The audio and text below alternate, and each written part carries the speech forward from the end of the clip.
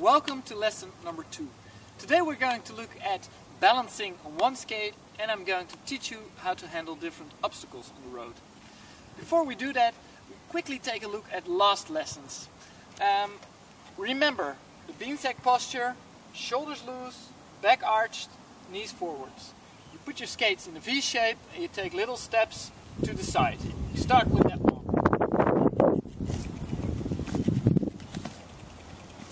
This first exercise is very suitable for warming up. It helps you to find the right feeling with your skates before you start the next lesson. As I mentioned before, we're going to train the balance on one skate today. The key to finding your balance is coming directly above your skate. Remember, nose, belly button, skate. One line directly above each other. So the first exercise we're going to do, you make a little speed and then you try to roll as long as possible on one skate. Try this both left and right and see if you have a preferred leg.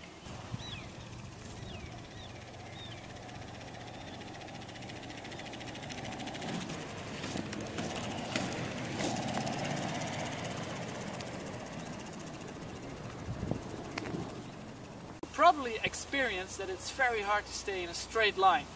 That's because it's much safer to stay on the inside of your skate. But the challenge, this exercise, is to come directly above your skate, so far that you almost fall over it. So maybe it's good to practice it with someone else, so you can lean on each other and you have a little support on each other. Then we proceed to the next exercise. We're going to skate in the rhythm short, short, long. Every time you make 2 short strokes and then a long stroke. With every long stroke, make sure that you put your skate directly below your belly button so that it's upright. I'll show you.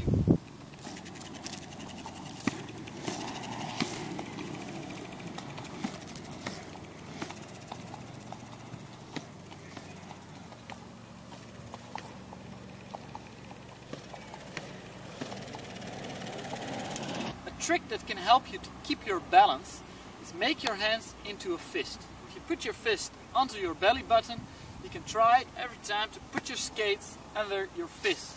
Because there are a lot of more nerves in your hands than there are in your belly button, your brains know better where your hands are than where your belly button is. So this can help you. Put it on your belly button and every time put it under your fist. Make sure that you keep your fist onto your belly button, otherwise it won't help you.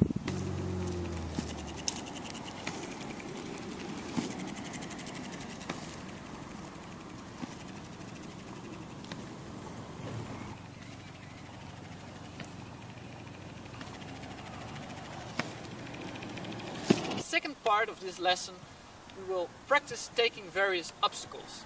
Sometimes you get pieces of asphalt where it's not so good, or you have tree roots growing under the asphalt and pushing it up, or speed bumps. What you always want to prevent is that you fall backwards, and that is done by the same posture as we have seen with the braking. Hands forwards, butt low. And then, because we also want to be stable forwards and backwards, you put one skate slightly in front of the other. I push my right skate slightly forward and my left skate a little backwards. So the front wheel of my left skate is on one line with the third wheel of my right skate. Whatever you do, always keep your knees slightly bent. If you find it scary, your natural reaction will always be to stretch out. But if you don't want to fall backwards, it's very important that you remain low.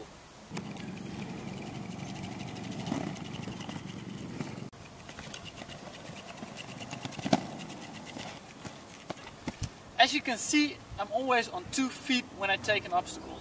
If I'm on 2 feet, I'm stable. If I am on one skate, I'm very unstable and I fall much easier. It's also important that you have a little speed. The faster you go over a curb, the smoother it goes. If you go out to practice this, make sure that you start with a low curb. Don't go off a high curb at the first time. The way we've just seen is not always appropriate. Sometimes you have to go onto something or over an obstacle. If you have to step onto something or over something, always do it sideways. If you would do it forwards, your skate, your back skate, can shoot away backwards and then you will fall forwards. So if you want to do it safely, first brake, then step sideways onto curb in this case, and then move on.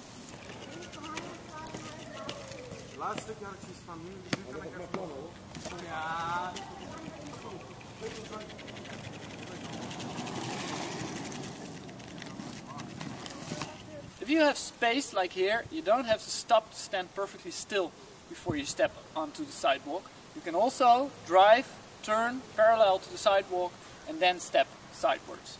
I'll show you.